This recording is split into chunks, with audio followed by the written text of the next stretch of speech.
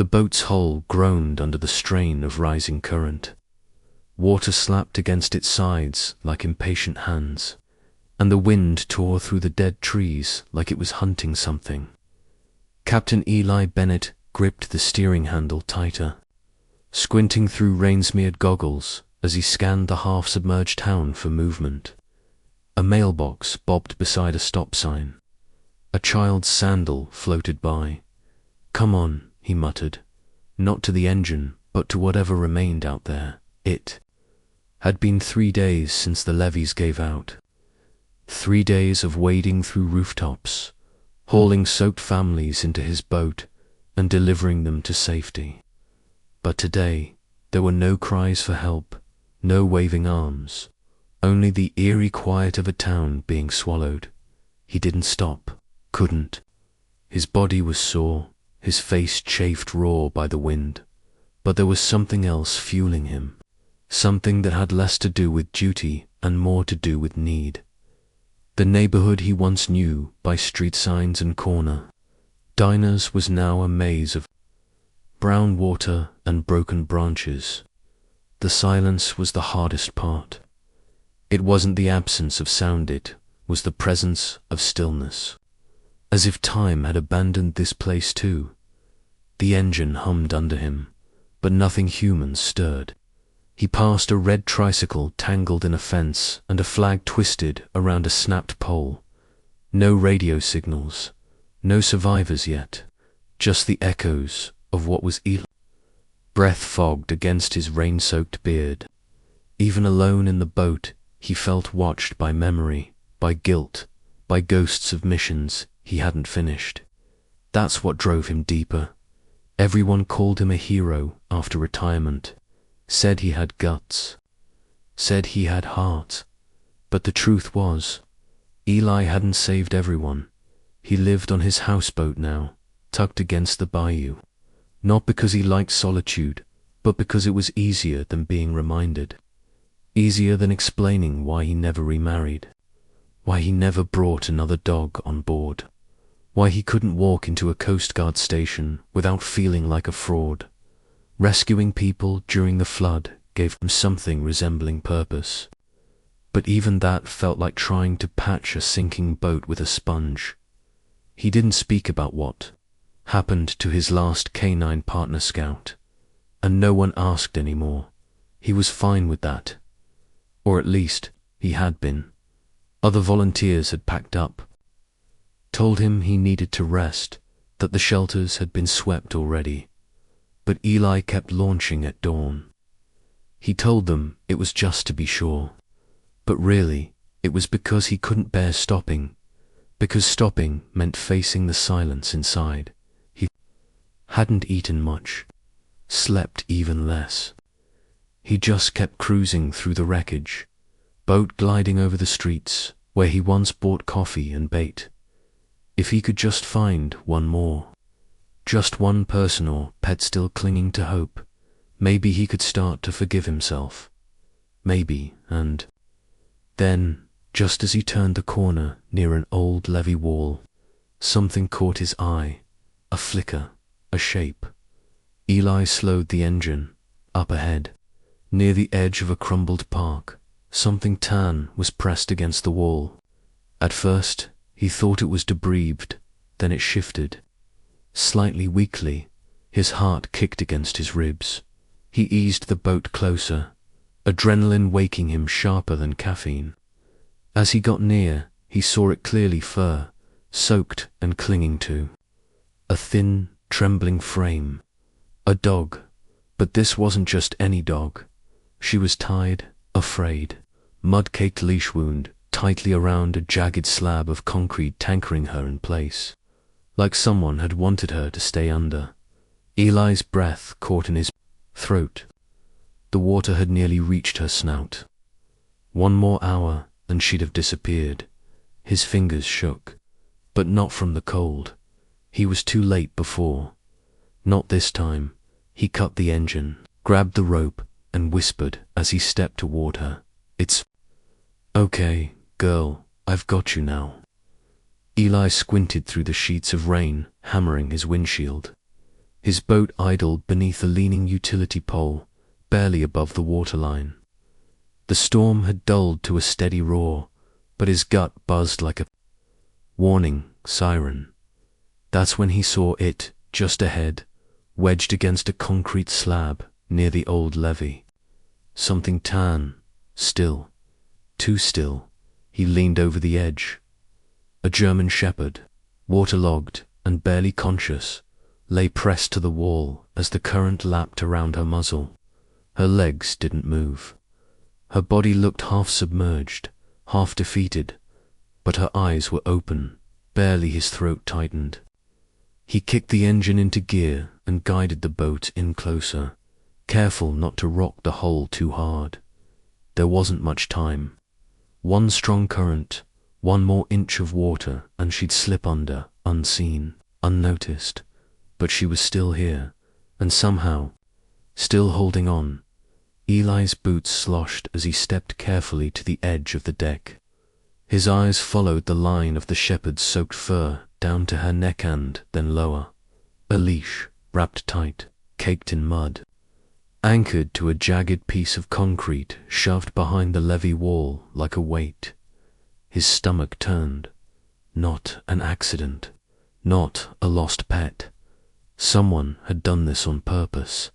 She didn't bark, didn't whimper. Her body was too far gone for that. But the silence screamed louder than anything he'd heard in days. A scream soaked in betrayal. A scream no one else had bothered to hear. Eli's hands curled into fists. He didn't want to believe what he was seeing. But there was no other explanation. Someone had tied her here, left her for dead as the waters rose. God, he whispered, shaking his head. What kind of monster? The rain picked up again, splashing against the boat, but he didn't move. He just stood there, staring at this broken thing before him, a life left behind like trash. And yet, she was still breathing, still here. There was a fire inside her, just barely burning, but enough to say, I'm not done yet, as Eli stepped forward slowly. The shepherd lifted her head. It was a weak movement, labored, but then her lips curled, slightly, and a soft growl rumbled in her throat. It wasn't the growl of anger. It was the growl of someone who had no more ways to say, please don't hurt me again. He paused, crouching low, keeping his palms open. It's okay, he murmured, voice calm. I'm not here to hurt you, I swear. The growl faded. Her eyes, cloudy with pain and exhaustion, locked on his pair. There was something else behind that fear, something like recognition. The kind you feel when you've seen the worst and you're terrified. It's back again. Eli didn't move another inch. He just waited, because sometimes silence is the only way to let someone speak. The wind howled around them, snapping through bent trees and whipping across the boat's deck. But Eli didn't raise his voice. Instead, he whispered, easy girl, you're not alone. He kept talking, not with commands, but with connection. Gentle words, words meant for listening ears, not frightened ones. He told her how strong she was, how no one should have left her, how she was safe now. The shepherd didn't move, but her growl stopped. Her eyes stayed on him, and slowly, barely, her head tilted an inch forward. That was enough. Eli knew the door wasn't open yet, but it wasn't locked anymore. As the rain pooled around her pores, Eli felt his breath catch. There was something in her eyes. Not just fear, not just pain. It was a kind of grief he'd seen before once, long ago, in the mirror after he buried Scout. The helplessness, the guilt, the question, echoing inside, why me? Eli swallowed hard, blinking fast. Maybe that was what made him reach out. Not because she needed saving, but because he did. And maybe, just maybe, this time, Saving her wouldn't feel like failure. Carefully, Eli slid out his pocket knife and moved toward the leash. No sudden moves, he whispered to himself. More than to her, he reached the nater, sad, filthy twist of nylon around the jagged rock. As he sliced through it, she flinched, but didn't run, didn't bite, didn't protest. When the last fiber gave way, he pulled her gently into his arms. Her body was ice, shivering, fragile. But she didn't resist. He laid her in the boat's corner and covered her with his spare jacket. Her breathing was shallow, but steady. He sat beside her, his back to the rail, hand resting near her paw. "She maketh," he said aloud, because he had to believe it, because if she didn't, something inside him wouldn't either. Eli looked down at the dog, barely. "Conscious, I'm not leaving," he promised, and for the first time in years, he meant it. For 3 days, River barely stirred. Eli had dried her off, wrapped her in his flannel jacket, and laid her gently in the corner of the cabin, away from the cold draft that slid through the boat's seams. He left a tin bowl of food beside her. She didn't touch it, didn't bark, didn't flinch, but she watched him always from the side of her eye, never directly. If he moved too fast, her body tensed. If he approached with his boots on, she curled tighter into herself. He tried different tones, gentle ones. Read old boat logs aloud. Let the radio play soft jazz. Still, she lay there like a statue cracked in the flood. But those eyes, they tracked him, not with trust, but with quiet calculation. She wasn't resting. She was surviving. And Eli knew the difference. He'd lived it.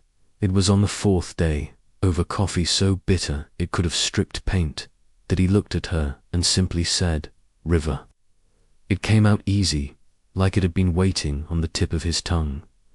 "You earned it," he added, with a tired smile. "You didn't drown. You held on." She didn't react, didn't lift her head, but the name stayed. It felt right. Eli hadn't named anything in years. Not since Scout. Naming her didn't mean ownership, it meant acknowledgement. Recognition of her fight to exist, even after someone tried to erase her. He used it gently when he spoke to her. "River, I'm heading topside." Or "River, it's just thunder, nothing more." The name didn't make her come, but sometimes her ears twitched when she heard it. And for Eli, that was enough. One night, long after the water had calmed and most rescues had stopped, Eli sat in the pilot chair, the boat drifting gently near the shoreline. River lay behind him, curled in her corner, not asleep but still. Eli spoke softly, not to her, not really. He talked about Scout, about the rescue mission that went wrong, how the mountain fog rolled in faster than expected, how they found the child but not his dog, how he blamed himself every day since. The words came slowly, between sips of stale coffee and long silences. River didn't move, didn't interrupt, but something about her presence kept him going. "I never said goodbye," Eli whispered. Behind him, River shifted. Her paw brushed lightly against the floor. Eli closed his eyes. He didn't need comfort. He needed witnessing. And somehow River offered that without judgment, without words. By the end of the week, something subtle shifted. River still stayed in her corner. But now, when Eli entered the room, her head lifted slightly. Her ears didn't fold back. She watched him not like a threat, but like a question. One afternoon, he bent down to fix a loose gear in the engine, and when he looked up, she was closer, not much, maybe a foot, but closer. He didn't speak, didn't reach. Instead, he let her study him, let her decide. Later that night, she sat across the small galley while he ate. She didn't beg, didn't move, just watched. It was the first time she hadn't turned away. River's gaze was different from Scout's, softer, sadder, but every now and then, in the way she moved her head or blinked too slowly, Eli saw flickers, memories he thought he'd buried. Scout's bark on a mountainside. His paws raced ahead during a search. The collar Eli still kept in a box beneath his bunk. He hadn't opened that box in years. He sat beside River that evening and whispered stories, not just about missions but about the dog who never left his side until he couldn't come back. He didn't cry, not really, but his voice cracked once or twice. River didn't react dramatically, but near the end of his story, she walked limping, careful until she stood beside his chair. She didn't lick him, didn't nuzzle, she just laid down beside him, and that simple act, the willingness to be near, felt like a bridge between grief and grace. The storm rolled in, fast dark clouds smeared the sky, wind howled through the trees. The first crack of thunder hit like a rifle shot and River lost it. She yelped and scrambled, knocking over a chair, skidding into the wall, claws scrabbling for grip. Her body went wild with panic eyes wide foam at her lips, whimpering like every second was life or death. River. Eli shouted, but it didn't matter. She tore through the sleeping quarters, flipping cushions, chewing at the doorframe. She didn't see him, didn't hear him. She was gone in her mind, somewhere else, somewhere painful. Eli stepped forward and she snapped. Didn't bite, just warned. But the message was clear. Don't come closer. He backed away, heartbreaking. All that progress undone in seconds by a sound. He crouched outside her room, fists clenched, back to the door, and he stayed there all night. Listening, he didn't scold her, didn't lock her up. Instead, when the storm passed, Eli spread a blanket on the floor beside the cabin wall across from where she now curled, breath ragged and eyes hollow. He lay down, said nothing. His body ached. His knees popped. But he didn't move. Just breathed. Just stayed. In the silence, time passed like honey, sticky, slow. Eventually, River uncurled. She didn't come to him, but she didn't look away either.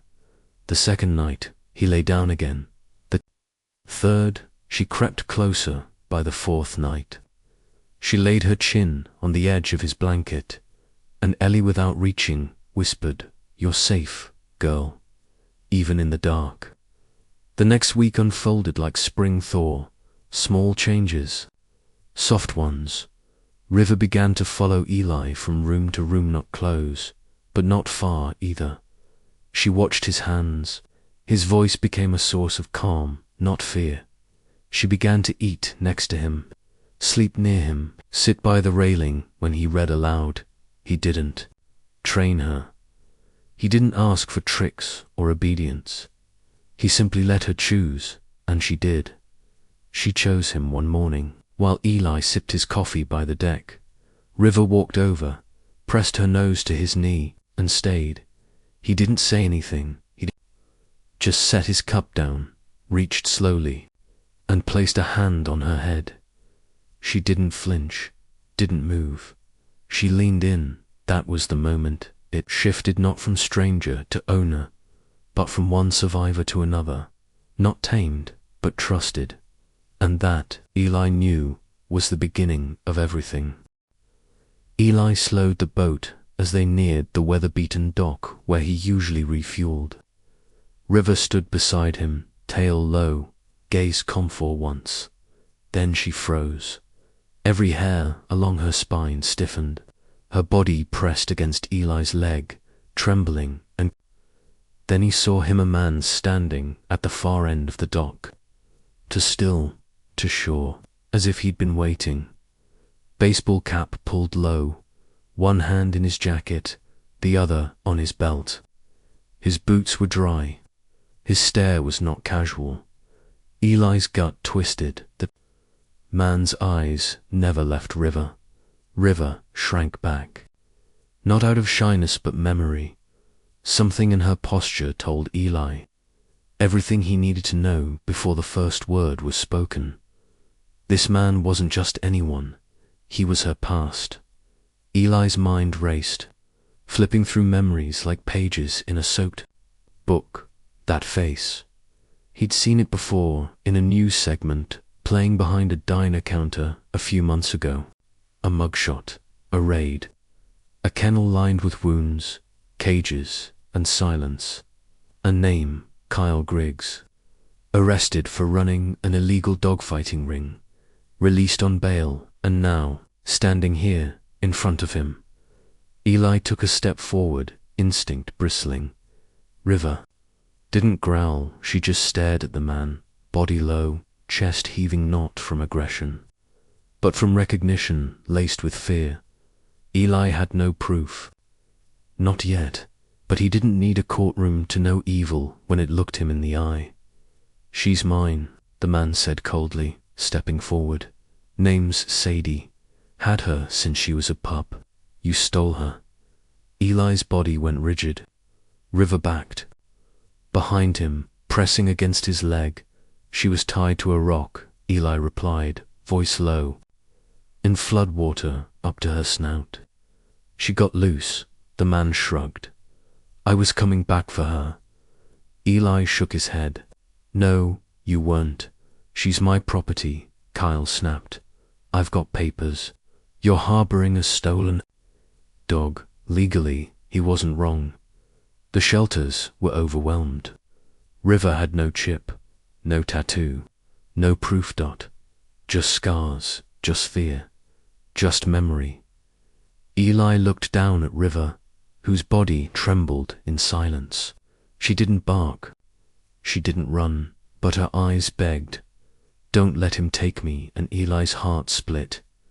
Eli made calls, left voicemails, tried animal control, the sheriff's line, all swamped, no resources, no time for a dog dispute. He paced the deck that night, fists clenched, trying to make sense of a system that saw River as property, not a person. She's not just a dog, he said aloud to the empty night. She's someone. River curled up in her corner, barely touching her food, flinching at every creak. He couldn't hand her back. He wouldn't. But keeping her would be theft. The right thing wasn't always the legal one, and Eli had made that mistake before waiting too long. Playing it safe, losing Scout to hesitation. Not again this time. He would choose the soul in front of him the next morning. Eli packed a duffel. He called an old Coast Guard friend who owned a farm inland, someone who didn't ask questions. You still got that spare barn? Eli asked. River watched him pack without moving. Her eyes followed his hands. Eli knelt beside her. We're going for a ride, he whispered. River didn't resist. She sat quietly in the passenger seat of his old truck, silent as the world passed outside the window. The farm was 2 hours north, secluded, safe, but Eli couldn't let go of the feeling that River was trying to tell him something, and that hunch became certainty when she sharp sudden, before they turned onto the highway. Then she jumped from the truck. River! Eli shouted, heart thudding as he chased her through the field and toward the levee's edge. She didn't run from him. She ran ahead, purposeful, eyes locked on something unseen. She splashed through shallow floodwater, paws quick despite her. Limp, he followed through brush, over mud. Under a collapsed fence, River stopped at a half-flooded kennel tucked behind an abandoned shed. She pawed at the dirt near one post, whimpering no not in fear but in urgency. Eli knelt, dug with his bare hands. Mud caked his nails. Roots scratched his skin. Then something scraped metal. a buried box. The box creaked open with rusted hinges. Inside, a leather collar snapped. Photos Polaroids of dogs, mid-fight, a ledger dot, and at the bottom a blood-stained tag. Sadie, Rivers, real name. Eli's throat clenched. Here it was. Proof.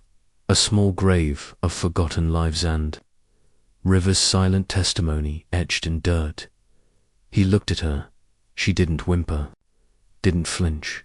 She stood tall, not broken, bearing. Witness she had led him here, not just to escape it, to end it. Eli drove straight to the sheriff's office. He didn't wait for an appointment. He dropped the box on the counter and said, "This was buried behind a kennel. The man who owns it wants the dog in my truck." They opened the photos, read the ledger, ran the tag, and they didn't ask any more questions.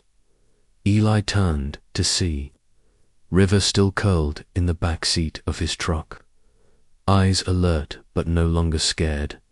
Her body still bore the scars, but now they were. Her armor, she had found the way out, and she had taken Eli with her. Kyle Griggs didn't speak when they cuffed him. He didn't look surprised. River didn't bark. She just watched, calm, silent. The man who had once chained her to a rock was led away in silence. The same silence she had lived in for far too long. Eli stood beside her, hand resting gently on her neck. She leaned into him. He didn't say a word. He didn't have to, because this time they'd both been heard. The station door clicked shut behind the officers. Eli looked down at River, who stood beside his boot, tail low, eyes steady, not afraid, just waiting, watching the world make space for her. Finally, the arrest was over. The man who had once tied her to die would face justice now. But justice wasn't what made her lift her head. Eli stepped into the small back office, slid a worn pen across the desk, and signed the paperwork. The form labeled her as unclaimed stray. He scratched that out. He wrote, "River, Guardian, Eli Bennett." Outside, River sat curled by the truck, wind brushing through her coat. She didn't bark. She didn't whine. But when Eli opened the door, she stood up, and when he nodded to the passenger seat, she jumped in. She wasn't a rescue anymore. She was home, back on the houseboat. Eli got to work. The little corner bunk used for storage and emergency gear was emptied, swept, and covered in thick blankets. He found a plush toy in town, worn but intact, and laid it beside her new bed. He didn't do it for show. He did it because some spaces deserved to be reclaimed. Not just repaired, but reimagined. River sniffed every corner, cautiously at first.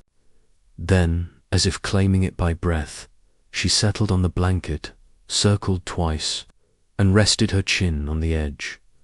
Eli stood in the doorway and watched her settle, not as a guest, not as a broken thing needing healing, but as someone who had fought for her place and earned it. "This one's yours," he said. River closed her eyes, tail flicking once in contentment. The river didn't feel the same anymore. It wasn't a place of rescue now. It wasn't haunted by the ache of loss. It was simply still. Peaceful, Eli steered the houseboat through quiet bends. River stretched beside him at the helm. Sometimes she would stand, ears perked, when ducks flew overhead. Other times she just lay close, content to feel the boat hum beneath her. He used to count the hours in silence, waiting for the next call, the next mission now. He counted her breaths beside him. Sometimes he reads aloud from old logs. She would lift her head slightly, like she understood more than just the sound. Other times he said nothing at all, and that was enough. They didn't need to rescue anything anymore, just be together. It took him 3 weeks to go. The grave was under a pine tree, behind the old station, marked with a flat stone, "Scout, brave to the end." Eli stood there longer than he meant to. River waited beside him, ears back, tail still.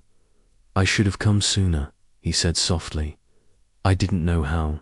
His voice caught. He knelt, fingers brushing the dirt. "I'm sorry," he whispered. "I couldn't save you. I tried. God knows I did." River stepped forward, touched her nose to the stone. Eli placed his hand on her back. "She's not replacing you," he said, voice cracking. "But maybe she's helping me remember how to live again." The wind moved gently through the trees, no thunder, no rain, only sunlight, only breath, and Scout's memory held between them both. That evening, Eli caught his reflection in the boat's window. He looked older than he remembered, worn in the way men who've buried guilt often are. But then he smiled, not one of those careful, polite ones. This smile didn't hide behind weathered eyes or get swallowed by what dash-ifs. It was soft, easy. It belonged to a man who had stopped running from ghosts, from silence, from himself. Behind him, River yawned and rolled onto her back, paws in the air, belly exposed like a flag of trust. Eli chuckled. "You're a strange one," he said. She thumped her tail. He let the smile stay.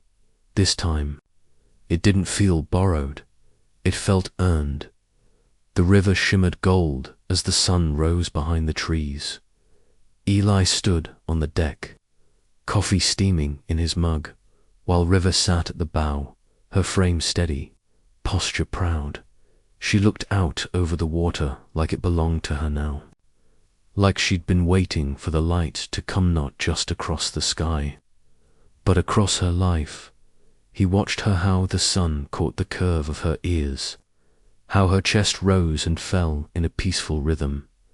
She had come from the dark, been pulled from a flood, buried her past in mud and silence. But now she is here, not surviving, living. And Eli understood something then, standing there beside her. You don't find healing in isolation. You don't fix broken things alone. You float together. You rebuild together, and sometimes, if you're lucky, you wake up to find the sunrise waiting for you. To what Eli had pulled River from the flood, her body soaked, spirit trembling, bound to a rock that was never meant to be broken. But now, looking at her stretched out under sunlight, safe and whole, he saw it clearer than ever. It wasn't just her he'd saved. River had dragged something out of him, to something he hadn't realized was still buried. The guilt, the grief, the quiet belief that maybe he didn't deserve to start again. She hadn't needed a perfect man. She'd needed someone to stay, and in needing that, she'd given Eli something he hadn't reached for in years. Hope, because sometimes the one you pull from the flood ends up teaching you how to breathe again. River never rushed to love. She didn't wag her tail on day one, didn't roll over for belly rubs. She flinched, she watched, she waited, and Eli never forced it. He fed her, sat with her, talked to her like she mattered, even when she didn't answer with a sound. Over time, her silence changed, her gaze softened, her footsteps brought her closer. It wasn't flashy, it wasn't fast, but it was real, because trust isn't a leash or a collar or a bowl of food. It's a quiet promise repeated 100 times until it finally feels safe enough to believe. They had both been discarded, left to drown. Eli left to drift. Each scar told a story they hadn't wanted to remember, but together they'd rewritten the ending. River, once left behind, had risen like a tide. Not polished, not flawless, but radiant in the way survivors are. She bore her past like armor now, not a wound, and Eli. He no longer woke up with ghosts in his lungs. He no longer walked with his head down in places where his memories used to shout. They had each been thrown away in some form. But the world doesn't always get the last say. Sometimes the broken things are the ones that shine the brightest because they know what it means to be found. On the deck at dusk, the river gentle beneath them, Eli sat beside River, hand resting on her back. They didn't need words anymore. Everything they had been through was stitched into the silence between them. Eli had learned that healing wasn't a moment, it was a journey, a slow, steady crawl back to something like wholeness. And River had walked every step of it with him, even when she trembled, even when she feared. They didn't fix each other, they chose each other, and maybe that's what healing really looks like, not an end, but a shared beginning. Two lives scarred, but not shattered, still standing, still sailing, still together.